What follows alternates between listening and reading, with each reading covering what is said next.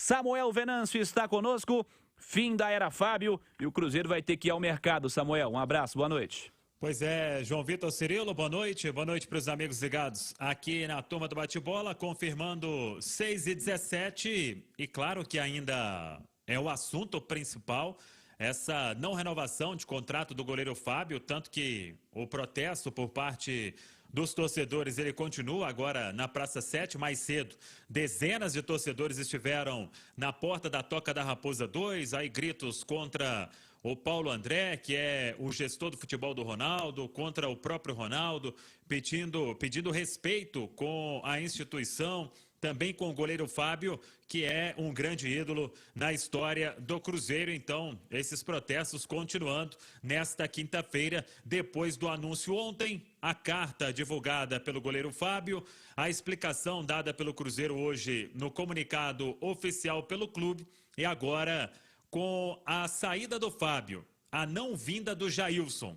Eu conversei com uma pessoa há pouco e o negócio não foi totalmente descartado, mas 99,9% de chance de finalizar isso. E o Jailson, ele até estava com uma foto do anúncio no Instagram dele, já tirou isso do perfil, então não vem também o Jailson, que teve um salário combinado anteriormente. O Cruzeiro propôs uma redução de quase 50%, não aceitou, então vai seguir a vida dele em outro lugar. O Cruzeiro tem hoje o Lucas França e tem, treinando na Toca, aí é muito jovem, goleiro de 2005, Otávio.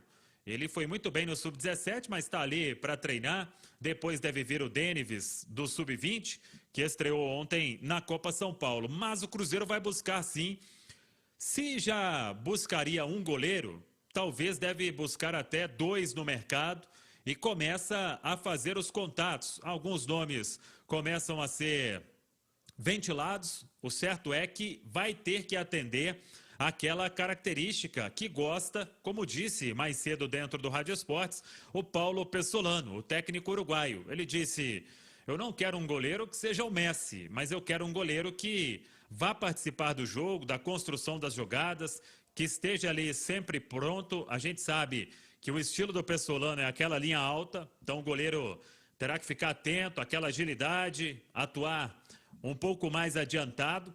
E para quando chegar a bola também, para fazer bons passes, é isso que precisa o técnico Paulo Pessolano. E claro, o departamento, o Pedro Martins, que é o diretor executivo de futebol, agora tendo o Paulo André, a comissão técnica do Paulo Pessolano e os profissionais que já estão no Cruzeiro, tentando encontrar no mercado nomes viáveis para substituir o goleiro Fábio e para encarar esse desafio.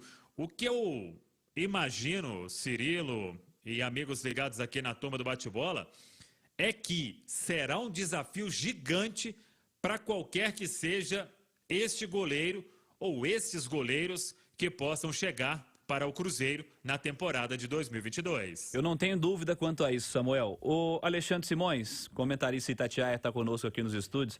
Ô Alexandre, eu estava refletindo e lembrando de alguns cenários e tentando fazer um comparativo em cima da reflexão que você fez há alguns dias, ainda quando não estava definida oficialmente essa situação do Fábio.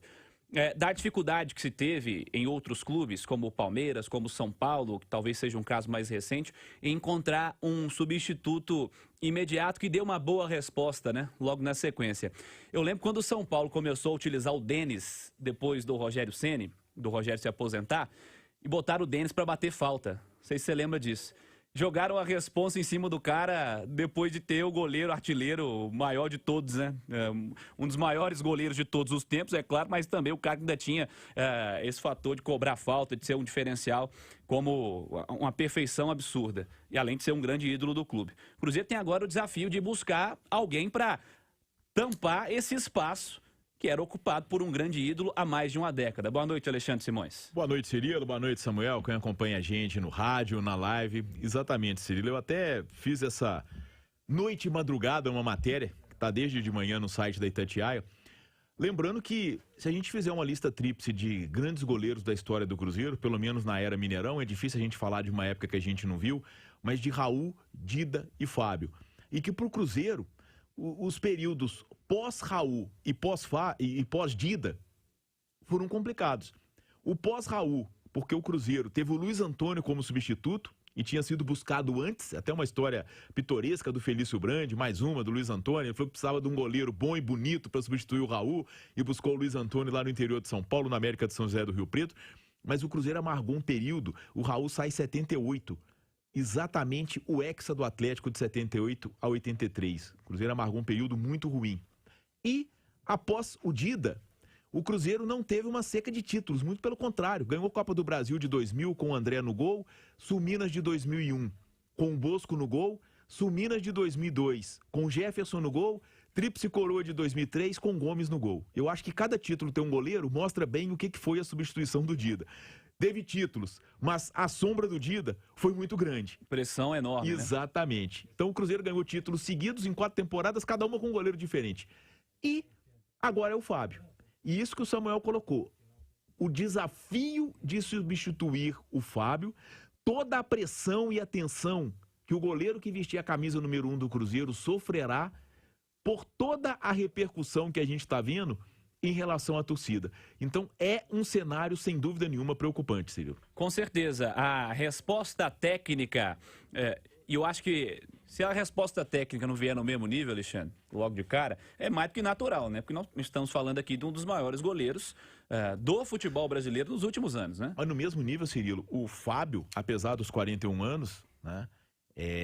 Acho que foi um equívoco da nota do Cruzeiro, foi tratar o Fábio, o goleiro de 41 anos, eu acho que isso aí também, é desnecessário, para não dizer desrespeitoso, mas o Fábio, ele tem um nível superior a alguns goleiros de Série A. Sim.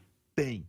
Tem. Poucos não, tá? Com 41 anos, já sem a mesma forma física de antes, ele tem um nível técnico superior a alguns goleiros de Série A. Então, é uma reposição muito complicada para o Cruzeiro, no ponto de vista técnico também, Cirilo. Sem dúvida. Você tocou num ponto importante quanto à nota que foi divulgada mais cedo pelo Cruzeiro. Ontem, na turma do bate-bola, ontem no apito final, quando já estava definida essa história, a gente cobrava, né, e comentavam sobre a necessidade de um posicionamento mais urgente por conta do Cruzeiro, devido à complexidade dessa transferência e dessa situação. Tem algumas situações pouco sensíveis nessa nota e uma delas escrever goleiro de 41 anos para se referir ao Fábio, né? Pro torcedor do Cruzeiro, o Fábio não é o goleiro de 41 anos. Pode ser pro torcedor do Palmeiras, torcedor do Bahia, torcedor do Corinthians, torcedor do Fortaleza. Pro torcedor do Cruzeiro é o Fábio, um dos grandes ídolos da história do clube. É uma nota que talvez tenha transparecido a pouca sensibilidade nesse trato.